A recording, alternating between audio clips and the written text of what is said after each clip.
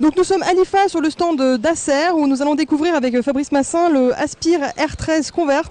Si j'ai bien compris, donc Fabrice, cet ordinateur, c'est une combinaison de deux produits que Acer proposait l'année dernière. Alors tout à fait, c'est la combinaison de deux modèles, le S7 et le R7 que nous avons lancé l'année dernière.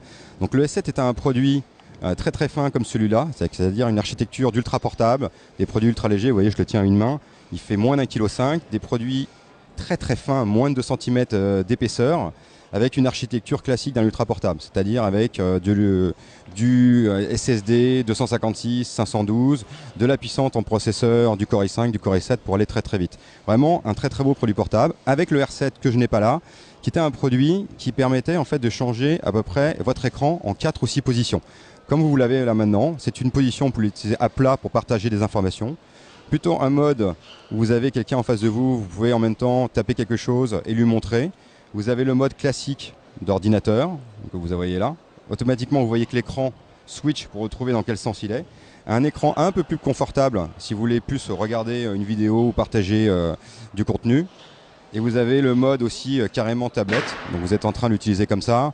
Vous pouvez écrire parce qu'il est vendu en option un stylet pour écrire. Donc vraiment un PC ultra complet, ultra portable, avec beaucoup d'autonomie, de la portabilité et surtout un mode de confort en fonction de l'utilisation, en fonction de l'endroit où vous placez votre écran. Est-ce qu'on peut avoir quelques détails au niveau des spécificités?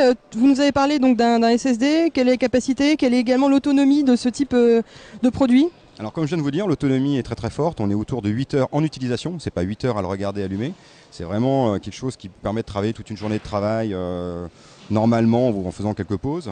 En termes de puissance, je vous l'ai dit, on va commencer sur du Core i5, du Core i7, de la SSD donc, qui permet d'avoir de la rapidité au niveau des ouvertures, des contenus, des fichiers et ainsi de suite. Donc SSD en 256, en 512 jusqu'à 1 Tera en termes de capacité. Et l'autonomie, je vous l'ai dit, 8 heures en utilisation, c'est vraiment très important de le repréciser. Alors concrètement, c'est un produit qui s'adresse à qui? En termes de cible, c'est vraiment des gens qui ont besoin de produits légers, des gens qui recherchent la mobilité, la puissance et la productivité. On peut parler de cadres supérieurs, de gens qui sont souvent en déplacement, qui prennent le train, l'avion, qui ont besoin de produits performants et qui sont autonomes, c'est-à-dire sans emmener un chargeur.